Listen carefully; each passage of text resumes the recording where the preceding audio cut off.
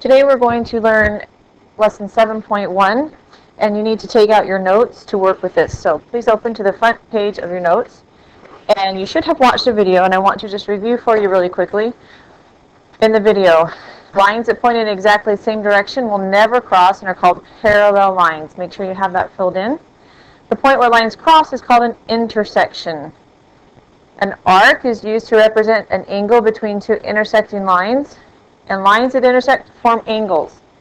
The angle symbol looks like this. Make sure that you're familiar with that. You're going to be using that a lot this chapter. You'll notice there's lots of vocabulary in this chapter, so we'll be using it a lot to make sure we understand it. All right, the next line, you should have filled in perpendicular lines, are lines that form square corners when they intersect. And those square angles are called right angles. The right angle symbol looks like this. It's a little square we put in the corner of the angle. Angles that are less than right angles are called acute angles. Just remember they're little, so they're cute. And angles that are greater than right angles are called obtuse angles. Obtuse. And finally, a straight angle is what we get when we rotate our rays so that they point in opposite directions, and it looks just like a straight line. So a straight angle is just a straight line.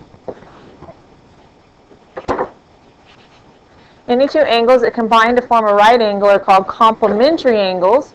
You want to remember that. Maybe even write by complementary 90 degrees. Just remember it's right, like 90 degrees is right. It's right to give a complement, complementary. And any two angles that are combined to form a straight angle are called supplementary angles. Maybe even put 180 degrees by that.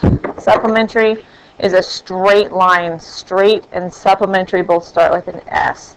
So that's a review of our notes. Now there's two more words you really need to be familiar with for this section. The first one is called adjacent angles. And in your notes, two angles that are adjacent angles, they share a common side and have the same vertex. The vertex is where the angle bends. So here we have two lines that cross, and it says angle 1 and 2 are adjacent, meaning they're next to each other. Notice that they share a side. They are adjacent or next to each other. Now we need to look at vertical angles. Vertical angles are two angles that are formed.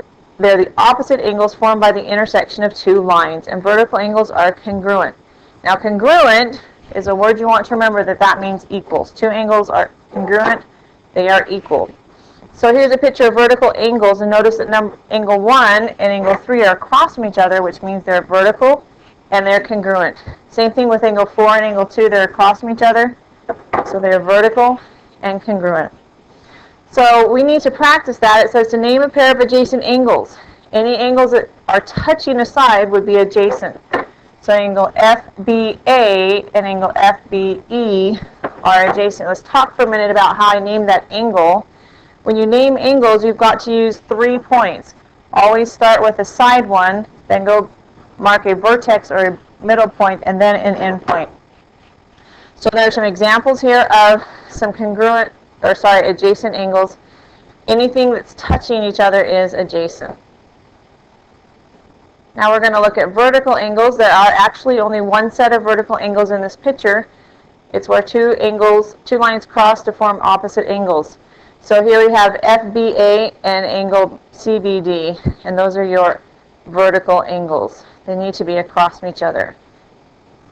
So in this case, it says tell whether the angles are adjacent or vertical. Looking at these two angles, are they next to each other or across from each other? They're going to be across, which means they are vertical. And vertical angles are congruent, which means that they are equal. So you need to note that X would be 70 degrees on the other side as well, since they are across from each other. So vertical angles and 70 degrees. Now, what about these two angles? Are they vertical or are they adjacent? Now remember, adjacent means that they're next to each other. And in this case, these two angles are right next to each other. And we need to find the value of X. And since this has a square right here, it means it's a right angle. So you can set up an equation and say that 31, your first angle, plus your second angle, X plus 4, is equal to 90. And then you can make your train tracks. You want to get your variable all alone. So Pinky test shows you that you need to subtract 35. And when you subtract 35 from 90, you get 55 degrees. Whoops. All right, here's our next one. They're across from each other. So vertical or adjacent. In this case, they're going to be vertical because they're across from each other and they are congruent. So congruent angles are equal. Let's set this up as equal. Notice we have x plus 42 equals 2x plus 1. Now, we want to get our variables on the same side, so I subtracted my x. So it's gone here, and 2x minus x gives me 1x. So 42 equals x plus 1, then I need to go ahead and subtract my 1 over, and x equals 41. Number 6, we're going to look at this, and we see that we have angles next to each other. That means that they are adjacent, and they form a straight angle. Straight angles add up to 180 degrees. So you notice that x plus 96, the first angle, plus 5x, the second angle, has to equal the straight line, 180 degrees. I have some like terms, so let's put those together. 1x plus 6x, 5x is 6x, plus 96 equals your 180. If it helps, you can draw your railroad tracks, balance things out. We've got to subtract our 96. So here we've got 6x, and on this side, let's see, I think we're going to have, what would that be, 94, 84, 94, 84, there we go. And then if we divide by 6, we get our final answer, and here it is a little bit more neatly put out for you, x equals 14. So you need to go ahead and get on your homework, and you need to show your work and check that in the back of the book, and don't forget when you're done to take your homework quiz.